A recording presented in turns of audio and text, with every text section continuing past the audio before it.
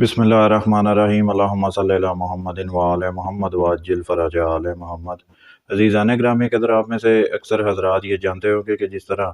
حسن اللہ یاری صاحب کالز پر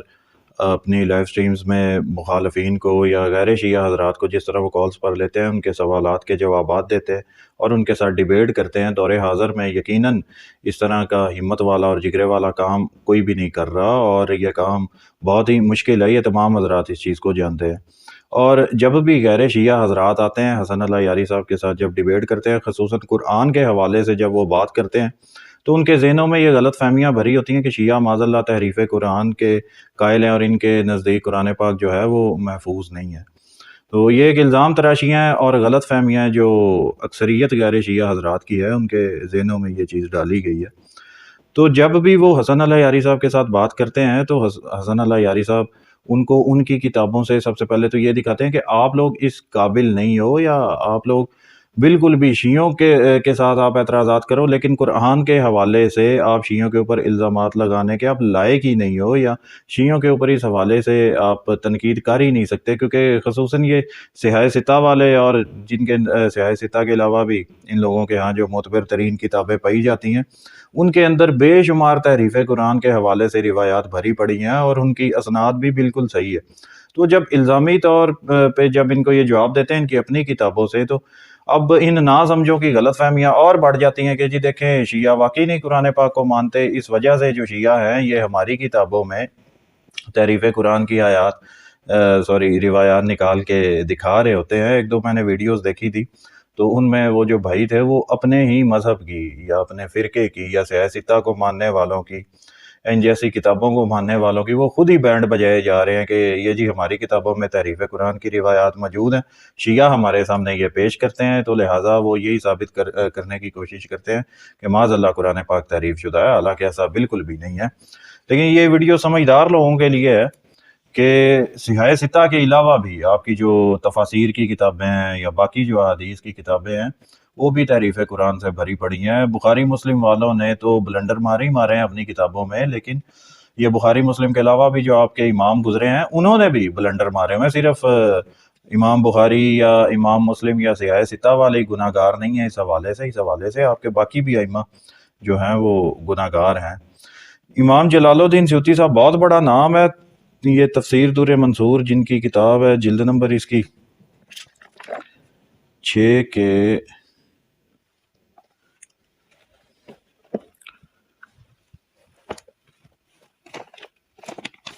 صفحہ نمبر 1203 پر اب یہ روایت ملاحظہ فرمائیے گا۔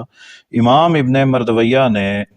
حضرت عمر بن خطاب سے روایت کیا ہے کہ رسول اللہ صلی اللہ علیہ وسلم نے فرمایا، قرآن کریم کے حروف کی تعداد 10,23,000 ہے، پس جس نے ٹھہر ٹھہر کر اخلاص اور ثواب کی نیت سے اسے پڑھا تو اس کے لیے ہر حرف کے عوض حورین میں سے ایک زوجہ ہوگی۔ بعض علماء نے کہا کہ حروف کی تعداد اس اعتبار سے ہے کہ کچھ حروف قرآن میں تھے پھر انہیں لکھنا منسوخ کر دیا گیا، اب آگے بریکٹ میں لکھا ہے جبکہ انہیں شامل کیا جائے، ورنہ اب موجودہ حروف کی تعداد کو نہیں پہنچتے۔ عزیزان گرامی قدر، یہ اس روایت میں عمر بن خطاب سے یہ روایت ہے کہ جی قرآن پاک میں جو حروف کی تعداد ہے وہ 10,27,000 ہے۔ تو بعد میں پھر ان حضرات نے سوچا کہ یہ جو عمر بن خطاب والی روایت ہے یہ ان کے پیچھے کسی بڑے بزرگ بابے نے بلنڈر مارا ہوا ہے، تو اب وہ لکھنا بھی پھر ان کی مجبوری بن گیا، کیونکہ ان کی کتابوں میں اس طرح کی بے شمار اور بھی روایات ملتی ہیں۔ تو انہوں نے پھر اس چیز کو کور کرنے کے لیے یہ بریکٹ ڈال دی اور پھر یہ بولا کہ موجودہ حروف اس تعداد کو نہیں پہنچتے، یعنی عمر بن خطاب سے جو روایت ان لوگوں نے منسوخ کر دی ہوئی ہے اس میں یہ 10,27,000 ہے، حالانکہ قرآن پاک کی اتنی حروف کی تعداد نہیں ہے، لیکن اس چیز کو کور کرنے کے لیے ان لوگوں نے یہ چلاکی دکھائی۔ بہرحال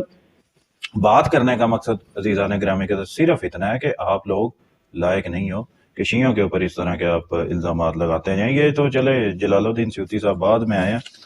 روئے ارض پر جو برادران اہل سنت کی احادیث کی کتابوں میں جو سب سے پہلی حدیث کی کتاب ہے وہ ہے جی ان کے امام مالک کی الموطا۔ امام مالک اور اس کے جلد یہ جلد ایک ہی ہے اس کی عزیزہ، اس کے صفحہ نمبر 420 پر اب ذرا غور سے ملاحظہ فرمائیے گا۔ حضرت عائشہ صفحہ نمبر 420، حضرت عائشہ نے فرمایا پہلے قرآن شریف میں یہ اترا تھا کہ 10 بار دودھ پلائے تو حرمت ثابت ہوتی ہے، پھر منسوخ ہو گیا اور 5 بار بلانا ٹھہرا۔ رسول اللہ صلی اللہ علیہ وسلم کی وفات ہوئی اور لوگ اس کو قرآن میں پڑھتے تھے۔ عزیزان گرامی قدر، سنن ابن ماجہ کی وہ روایت میں کافی بار وہ دکھا چکا، غالباً 1944 ہے، جس میں قرآن کو کھانے والی جو بکری تھی وہ حضرت بی بی عائشہ کے گھر سے پائی گئی تھی، اور اس بکری نے حقیقت میں قرآن پاک کو کھایا۔ تو اس طرح کی روایات کو چھپانے کے لیے شیعوں کے اوپر الزامات یہ لگاتے گئے اور بہتان بازیاں جو ہیں وہ لگاتے گئے۔ اب جو ان کے ابن ماجہ صاحب ہیں وہ تو بکری کو نہیں کھا سکے، لیکن جو ان کے امام مالک ہیں یہاں پر انہوں نے اس بکری کو کھا لیا۔ تو یہ آپ ملاحظہ فرما لیجئے گا، کافی زیادہ کریٹیسائز کیا گیا تھا اس طرح کی روایات کو لے کر ان لوگوں کو، تو پھر ان لوگوں نے اس طرح کے الزامات شیعوں کے اوپر لگانے شروع کر دیے تاکہ ان کے اپنے اماموں کے کرتوت بچ جائے۔ بہرحال کچھ دن پہلے حسن اللہ یاری صاحب نے ایک مسند امام احمد ابن حنبل سے ایک روایت پیش کی تھی، وہ روایت اب میں بھی آپ تمام حضرات کے سامنے پیش کرتا ہوں کہ ان کے ہاں قرآن پاک کے ساتھ کیا کیا کیا گیا اور کیا کیا ان کے جو بڑے بزرگ بابے ہیں وہ لکھ کر گئے، اور ان کو شرم نہیں آتی شیعوں کے اوپر وہ الزامات یہ حضرات لگاتے ہیں جو ان کے کرتوت جو اپنے بابے کر کے کیے ہیں۔ بہرحال یہ جلد نمبر 2 صفحہ نمبر 619 اور روایت نمبر ہے جی 3929۔ حمیر بن مالک کہتے ہیں کہ ایک مرتبہ سرکاری حکم جاری ہوا، اب یہ عثمان بن عفان کے دور حکومت کی بات ہے، یعنی اس کا حکم جاری کیا گیا کہ مصاحف قرآنی کو بدل دیا جائے۔ حضرت عثمان غنی کے جمع کردہ مصاحف کے علاوہ کسی اور ترتیب کو باقی نہ رکھا جائے۔ حضرت ابن مسعود کو پتہ چلا تو فرمایا تم میں سے جو شخص اپنا نسخہ چھپا سکتا ہو چھپا لے، کیونکہ جو شخص جو چیز چھپائے گا قیامت کے دن اس کے ساتھ ہی آئے گا۔ پھر اس نے فرمایا، اب اگلے سر کے نبی علیہ السلام کے دہن مبارک سے 70 صورتیں پڑھی ہیں، ان میں سے ان چیزوں کو چھوڑ دو اور جو نبی علیہ السلام کے دہن مبارک سے حاصل کی ہیں۔ عزیزان گرامی قدر، بیسیکلی حضرت عثمان بن عفان نے اپنے دور حکومت میں یہ حکم نامہ جاری کیا تھا، اور اس وقت انہوں نے قرآن پاک کے مصاحف کو اکٹھا کر کے جلوا دیا تھا، ان کو ضائع کروا دیا تھا، اور ایک مصحف جو تھا وہ بعد میں لکھا گیا۔ تو اس طرح کی روایات جن کی اپنی کتابوں میں پڑھی جاتی ہیں کر کے وہ کسی بھی لحاظ سے شیعوں کے اوپر اعتراضات کرنے کے حقدار بالکل بھی نہیں ہیں، اور بھی بہت سارے ثبوت ہیں جو پیش کیے جا سکتے ہیں، لیکن فی الحال کے لیے یہ جو 2-3 میں نے آوازات کی خدمت میں پیش کی اتنا کافی ہے۔ اور جب حسن اللہ یاری صاحب بھی اس طرح کی روایات اہل سنت کی کتب سے دکھاتے ہیں، ان کا مقصد یہ نہیں ہوتا کہ شیعوں کے نزدیک قرآن پاک جو معاذ اللہ تحریف شدہ ہے، اور یا شیعہ اپنے عقیدے تحریف قرآن جو کہ معاذ اللہ شیعوں کا عقیدہ بالکل بھی نہیں ہے، اس کو ثابت کرنے کے لیے وہ اہل سنت کی کتب سے روایات دکھاتے ہیں۔ دراصل ان کا جو مقصد ہوتا ہے اس طرح کی روایات دکھانے کا وہ یہ ہے کہ غیر شیعہ حضرات کوئی بھی ہو وہ شیعوں کے اوپر کسی قسم کا بھی اعتراض کرنے کے لائق نہیں ہے، اعتراض کرنے کے قابل نہیں ہے، کیونکہ جو آپ لوگوں کے ائمہ آپ جنہیں کہتے ہو یا محدثین آپ جنہیں کہتے ہو، جو بھی آپ کہتے ہو، ان لوگوں نے آپ کو شیعوں کے سامنے